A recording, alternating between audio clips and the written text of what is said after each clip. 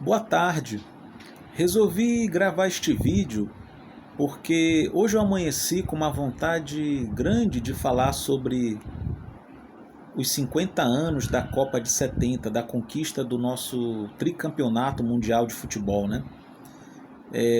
Vários jornais celebrando aquele momento mágico do futebol brasileiro. Na verdade, foi uma das melhores seleções de futebol de todos os tempos, uma seleção repleta de craques, né? Que tinha Pelé, considerado o maior jogador do século XX de futebol e um dos maiores atletas do século XX. Uma seleção que tinha Gerson, Canhotinha de Ouro, Tostão, Jairzinho, Furacão da Copa, enfim, uma seleção uma seleção com muitos craques. E foi muito simbólica aquela vitória sobre a seleção italiana por 4-1, inclusive com o último gol sendo, se eu não me engano, do capitão Carlos Alberto Torres, né, que depois ergueu o troféu, a taça Jules Rimet, né, que inclusive foi roubada no Brasil, né, alguns anos depois. Enfim, uma seleção que entrou para a história, né? Meu pai falava muito naquela Copa, que ele chegou a ouvir no rádio naquela época, em 70, e sempre me falava do clima nacional, festivo, uma grande comoção que abateu o país, né? Mas trazendo para o lado político, contextualizando a conquista da Copa de 70, é necessário que a gente que é militante, a gente que tem um compromisso político com o país, né, que procura politizar o debate público, falar um pouco sobre o momento em que vivíamos. Vivíamos em plena ditadura militar. De certa forma, vivíamos no auge desse momento, que era o auge repressivo. É importante lembrar que em 1970 estávamos ainda vivendo sob a égide dos atos institucionais do presidente da República. O mais famoso foi o AI-5, editado em dezembro de 68, que praticamente suprimiu as liberdades individuais, especialmente acabou com habeas corpus, o que fez com que qualquer cidadão fosse preso a qualquer momento, em qualquer lugar, sob a justificativa de que ele poderia ser suspeito de estar atentando contra a segurança nacional, contra a ordem pública, né? Em 70, as prisões brasileiras estavam lotadas de presos políticos, especialmente os de esquerda, mas não só os de esquerda, os da oposição de um modo geral.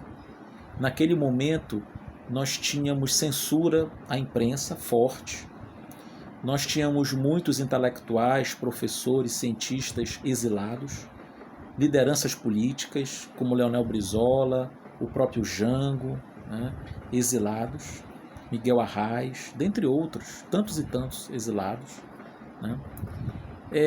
E aí o clima da vitória da seleção de 70 serviu para o governo reforçar aquela campanha nacionalista extremada, né? Dentro daquela campanha, daquela visão Brasil, ame ou deixo, né? É importante falar também que naquele momento vivíamos na euforia do milagre econômico.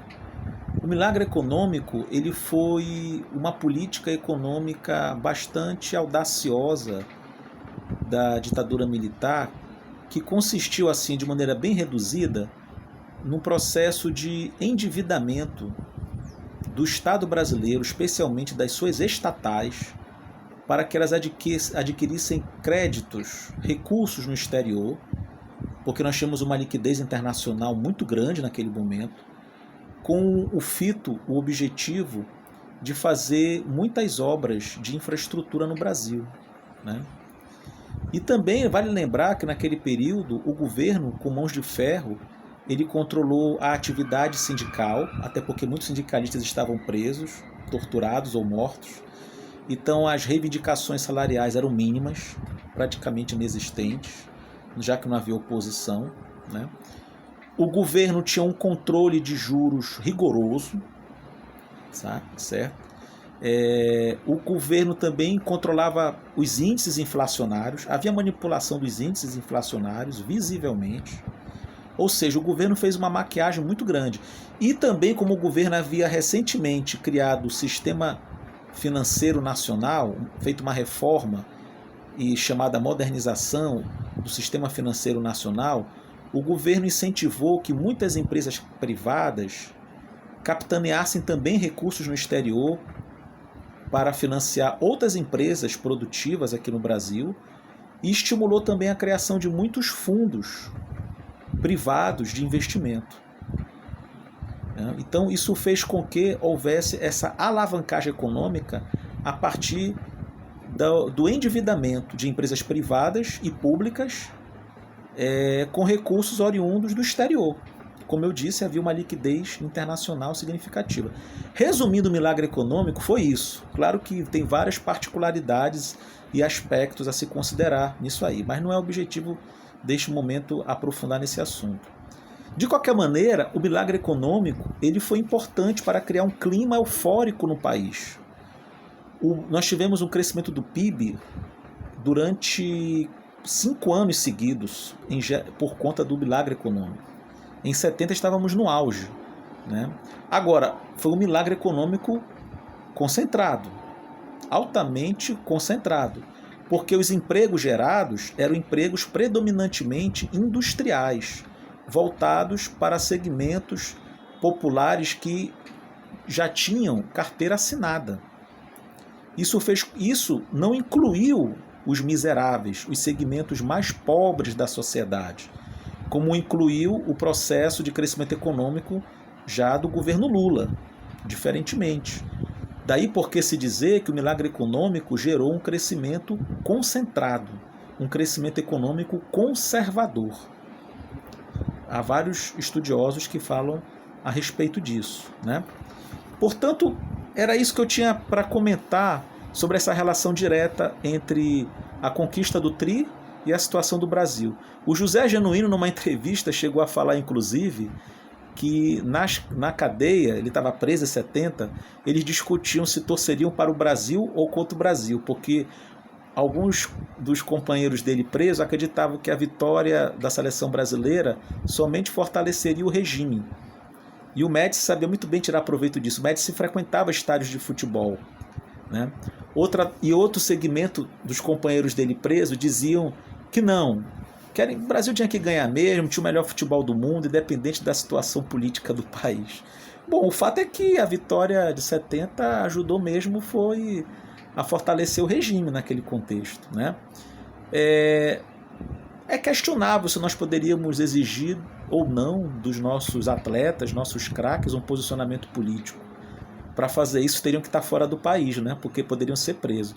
O Pelé, que era afinado mesmo com a ditadura, num documentário que eu vi, mostra que ele foi abordado lá no México por um grupo de exilados para que ele assinasse um documento contra a ditadura. E o Pelé não só se negou, como quando chegou ao Brasil e foi recepcionado pelo Médici, ele teria dito ao presidente, denunciado, que tinha sido abordado por exilados brasileiros, né, que queriam que ele assinasse o documento. Ele se negou a assinar, porque ele acreditava no governo do Brasil. Eu não sei até que ponto isso é verdade. O fato é que o Pelé, como os demais craques, nunca se posicionaram contra a ditadura naquela época, até porque isso poderia custar a vida deles ou algo parecido, né? Talvez fosse exigir demais deles, não sei. Mas eu queria, para terminar este momento, destacar o seguinte: um filme muito importante que retrata esse momento é o filme Pra Frente Brasil. Esse filme ele foi produzido em 1982. Nós já estávamos no processo de distensão da ditadura, tínhamos tido anistia, era o final do regime militar, né? Já tínhamos tido o retorno de vários exilados políticos, e esse filme foi dirigido pelo Roberto Faria, que inclusive faleceu, se eu não me engano, no ano passado. Foi escrito e dirigido pelo Roberto Faria. Roberto Faria não era um homem de esquerda, né? Ele era um diretor de cinema e tinha uma ligação profunda com a classe artística, irmão inclusive do ator Reginaldo Faria, que faz parte do filme. O filme Pra Frente Brasil é considerado um dos primeiros filmes a falar abertamente deste lado obscuro que aconteceu nos porões da ditadura militar. Esse filme ele chegou a ser censurado no ano de 82. Somente em 83 que ele pôde ser exibido.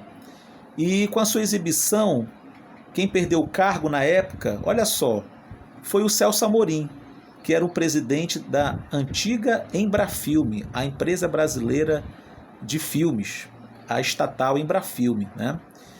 O Celso Amorim teve a coragem de produzir esse filme porque houve recursos da Embrafilme para realizá-lo, capitaneado pelo diretor que foi o Roberto Faria. Este filme conta a história de um cidadão de classe média que é confundido com um comunista que eles consideravam terrorista, foi preso e torturado. E aconteceu justamente em 70, em plena Copa do Mundo. Então esse filme para mim foi muito marcante, porque eu vi até esse filme com meu pai. Eu lembro quando esse filme passou na televisão nas primeiras vezes, era para maiores de 18 anos. Eu só fui ver esse filme anos depois, quando eu já era adolescente. Um filme realmente pesado, um filme trágico, um filme triste, mas real, né? Porque os momentos das sessões de tortura, eles são sucedidos pelos gols da seleção de 70.